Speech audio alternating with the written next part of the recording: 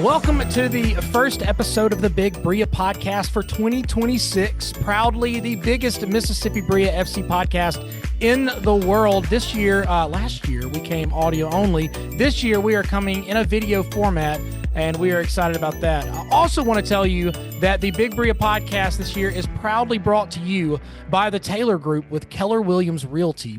Both Scott and Amanda Taylor are from the Clinton area, and they take pride in walking beside both first-time homebuyers and seasoned home-buying veterans. Put the Taylor Group of Keller Williams to work for you. Call Scott at 601-613-3856, or you can email him at scott.taylor@kw.com, or you can visit their website at thetaylorgroup.co. That's thetaylorgroup.co. They'll definitely take care of you. I promise you that. My name is Robert Chapman, and it is hard to believe that the last time that we touched base was in the middle of June last summer.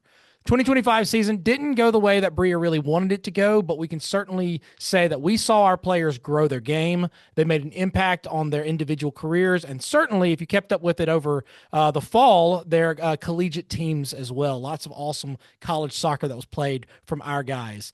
It's January 2026, and we may be a few months out from the first whistle of the PDL, the USL2 season. Sorry, PDL doesn't exist anymore. It's USL2. But I can tell you that we are already, that the wheels are already churning at USL2 as well as in Mississippi Brilla FC. So it's going to be amazing. So as the season approaches, we're going to look a little bit behind the scenes of how Mississippi Brilla FC is preparing for the season at hand. With me today is the one and only Rusty Bryant, Executive Director and General Manager for the Boys in Blue. Full disclaimer, we've done this already and it didn't record, so we're taking round two. So once again, Rusty, what you been up to? Hey, man. Just glad to be here. I love this podcast. I love that you do this for us and for our fans. And so just excited to kick off 2026, and no better place to do that than right here. It's going to be awesome. I really have a good feeling about this season. I have that feeling every year, and it's fun to get to know all these new kids. The older I get, it's kind of like, what is it? Like Matthew McConaughey said, the older I keep getting older and they stay the same age. But this is kind of in the format of, I'm 41 now, but these incredible 18, 19, 20, 21, 22-year-old players just continue to show up, and then we get to see them progress all the way down the line. So I guess the older I get, the more I get to brag on Brilla. But before we get into the new season, 2026 marks a pretty big milestone for Brilla's history.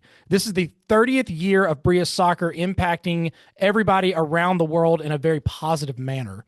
So when you kind of look back at the ministry aspects of the last 30 years, what all runs through your head? Yeah, I mean, 30 years is pretty incredible. Just thinking about all the different things that we've been involved in and been able to watch, and really it's about the relationships. I mean, I just think about all of the people that we've been able to build relationships with through soccer, and then in turn be able to impact them. And, I think when I think back on the 30 years, like that's the big thing that I really think about, is how our mission has never changed. It's always been to use the sport of soccer to impact people, and that using the sport of soccer is really just to build relationships. And then when there's a relationship built, then you have an opportunity to impact people. And so that's where the gospel and kingdom impact comes in. And so I think about how the mission's never changed, but we've also been able to adapt and allow the methods to change through the years. And so, just doing just whatever God's telling us to do in that season, that's where we move. And, the 30 years, it right now, it even feels even more full circle and kind of neat, because 30 years ago, we took a trip to Costa Rica, went on a mission trip, played that was the very first team, very first event, the very first Brilla name out there. And we went to Costa Rica, and there was a young man that was 16 years old that played against us and got saved. And now 30 years later, he's the pastor of our church that we planted in Costa Rica. It's called Brilla Church.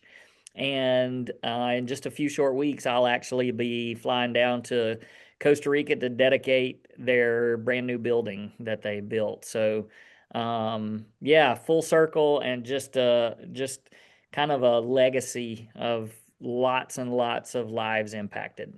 I like to think about, well, I'm 41 and I'm the youngest one here, so I want to point that out because you're 51, That's but right. 30 years, that makes it 21 years old. I mean, for all intents and purposes, you were a kid kind of starting this on, because even your kids now, Luke and Logan, they're college. One's coming out of college, one's going in college, are succeeding and thriving in the college world. But I mean, they're your age of when you did this. So kind of to see how you've progressed through this, of going through family stuff and little kids, and then getting them into the big kids when they're playing themselves, and it's still moving forward. It really is a testament to God's work. We talked this past Sunday in Sunday school about just being obedient.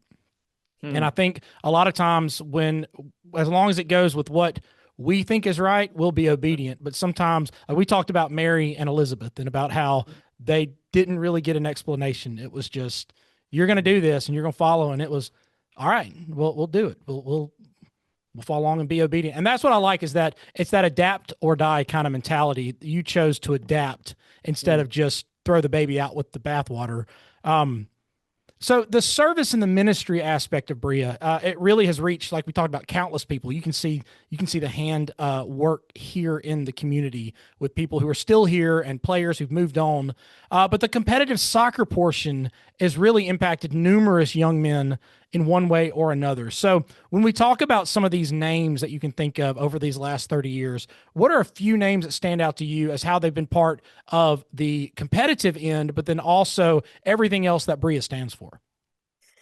Yeah, it's probably not fair that I pull just a few names, because so many of them have had such a tremendous impact on us and the community. And then, just seeing them move on from here and do incredible things around the world. But I can think of a few that I love to just share these stories. And one, of course, one of the first ones is one of our early years back in 2010, 2011, in that range, and that was Mike Azira, who's right here on the That's wall. right. Also our head coach now, but and I'm sure we'll talk about him a little bit more later. But just an incredible story of a young man that came over with nothing from Uganda, and ended up coming and playing here for a few years, and just set the foundation for his entire life. And not just his playing career. I mean, his playing career, he went on to have an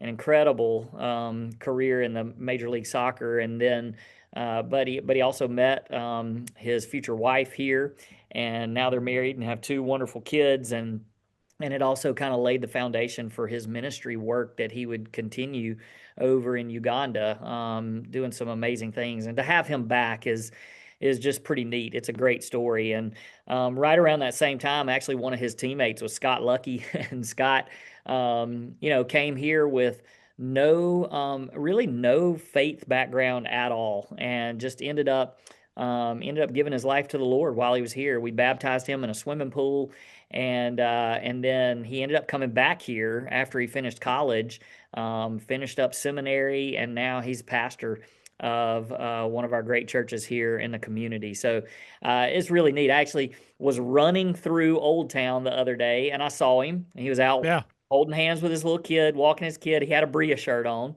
that's right. and I was like, man, how great is this? And then I think about like Lucas Almeida, Brazilian. He also stuck around a little bit after his playing days were over. He played here with us, but met his wife here. Was in our school. She was in our school system for a while as a teacher, a counselor, and they got married, got engaged in my backyard, and then I ended up performing the wedding. So we still have a great friendship with them, and he went on to have a great indoor career with St. Louis Ambush, and then he's now coaching at Hannibal LaGrange and doing fantastic things. I mean, a couple more I think of. Jordan Skelton, I kind of like to call him captain for life. He was the Yeah. captain of probably a couple of the best teams that we ever had here. Led us to the national semifinals a few years ago, but he's gone on to have an incredible career in professional soccer. He's in USL League One right now with Knoxville and or One Knox, and he actually got Defender of the Year this last year. And so, but the thing that I love about Jordan is how outspoken he is now about his faith. Yeah. Um, he was on a faith journey when he was here, but he was really trying to figure life out. And he admits that and talks about it. And but man, he's gone on now, and man, you follow him on social media, and he is not afraid to share with you about his relationship with the Lord, and I love that. And then, I'll bring it right up to this past season and talk for a second about Sebastian Conlon. He was one of the best goalkeepers. We've always had great goalkeepers here, but he's one of the best ones. And he ended up getting drafted this year, third round in the Major League Soccer, and Hmm. got drafted by He just LA. went to what? I was just about to say, I think it was LA Galaxy that he went to. Yeah, That's right. So yeah. it's not a little team. No, no, no. He's a big time player, and so. But what I respect about him, and he had some injuries and things while he was here, but he came back like because he could have gone anywhere. I mean, he's a big time player. I mean, he ended up transferring from James Madison to University of Kentucky for his final year, but he was here for 3 years, and he kept returning because of what Bria meant to him. Yeah. And sent me a text the other day just thanking me for 3 years that meant so much to him. And he'll always be a friend. He'll always have a place here that call home. And so just lots and lots of people through the years. And I wish I could go through and talk about every one of them, but we don't have time for that. Yeah, no, it's funny though, because like you look at the, like, this is the Big Brilla podcast because it's Big Brilla. Our club teams share the name with Brilla, the Brilla Juniors, and so it's always Little Brilla. But I remember, when I played as a little one, and when my son played, it was always you were attached to what mom and dad did, and so you were always just the kid that showed up and did it. When you're progressing and moving into this professional level, you're having to make decisions that can impact you down the road. Well, doesn't that just align right now with what y'all are trying to invest in these young men of you're not going to play soccer forever. You're going to be somebody's husband, somebody's dad, somebody's friend, somebody's boss, somebody's employee. Who are you outside of the round ball? And I love that that's what it stands for, because like you said, Sebastian could have gone anywhere, but this had more of an impact on him, and he had an impact on this team. And so it's just wonderful to see things like that. I also selfishly am going to say, I love that all the names that you mentioned, these are all people that I know and I got to be friends with. So these are huge names and cool stories. And I'm like, wow, I got to know these people and they bettered me. You posted on your socials that recently y'all gathered as a USL2 division, the Mid-South Division.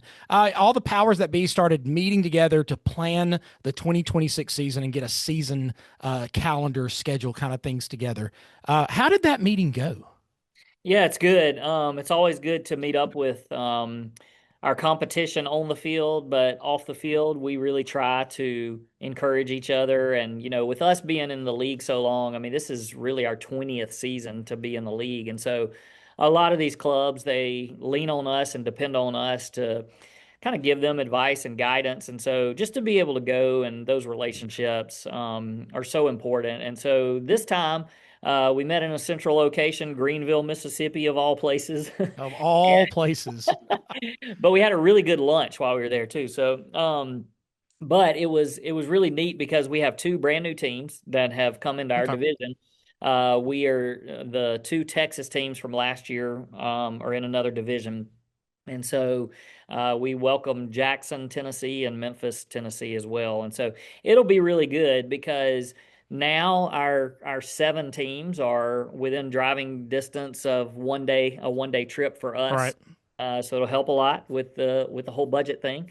But also just to have some new teams and some closer teams in proximity. And yeah, so we went through our schedule, and it's always a lot of fun, a little bit hectic, but we came away with our six home games, six away games, and I think our fans are going to be really excited. And it's really cool because since some of these teams are close enough to drive, hopefully some of our fans can hit the road and join us. And actually, I saw a fan the other day in the grocery store, and they said it's a family that's been supporters for a lot of years, and they were like, "Hey, we just bought an RV." And we're gonna try to come to some of the road games and just drive the camper. And I was Wow, like, that's awesome. that's so fun. So you That's just never awesome. know.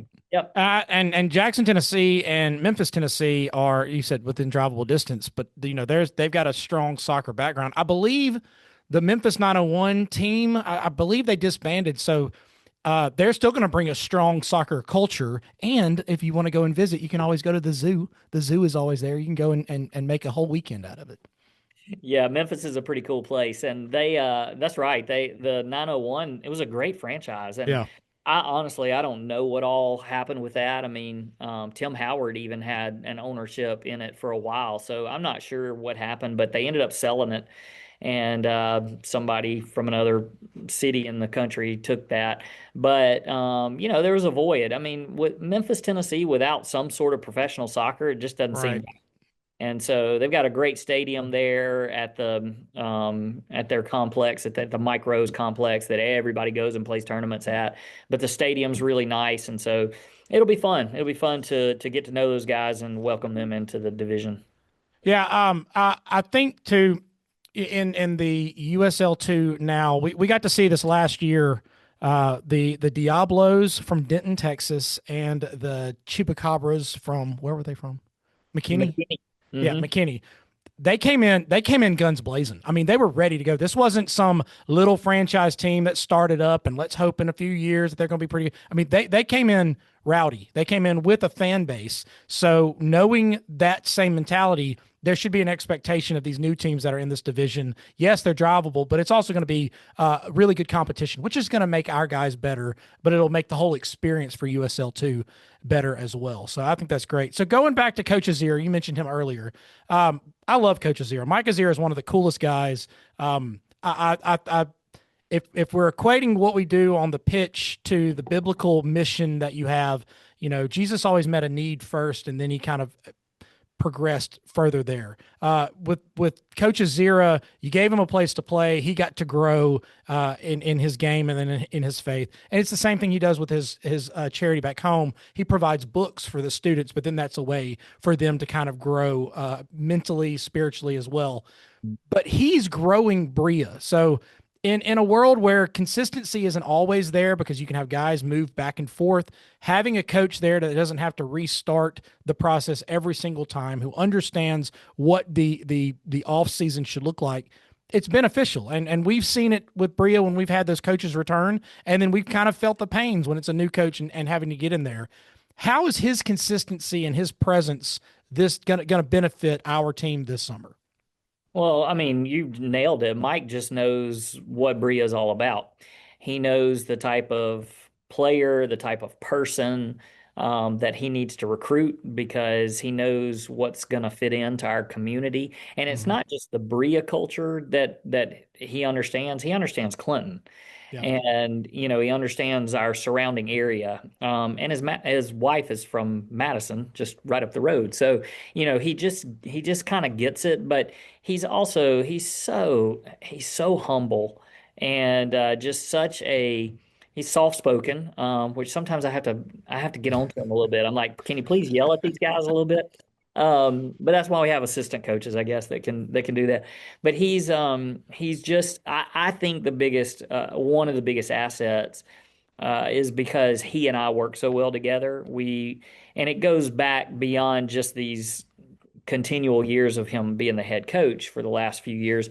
It goes all the way back to the friendship that we started in 2010, and we've stayed close. Like, I stay close with a lot of the players, but he's one of the top ones. And, we traveled and watched him play Major League Soccer games whenever we Yeah. could all over the country. And when he came home for Christmas, he would come to our house, and we have pictures of him with our kids when they were little bitty kids. And so, it's, I mean, when Luke was trying to make decisions about college and soccer, I mean, that's who he leaned on. When I've got pictures of him sitting in our den, just on the couch with Luke, and they're talking, and He's giving him advice. And so those type things are just invaluable for him to just like you don't have to teach him anything or give him any instructions or give him any suggestions because he just knows this is what we do.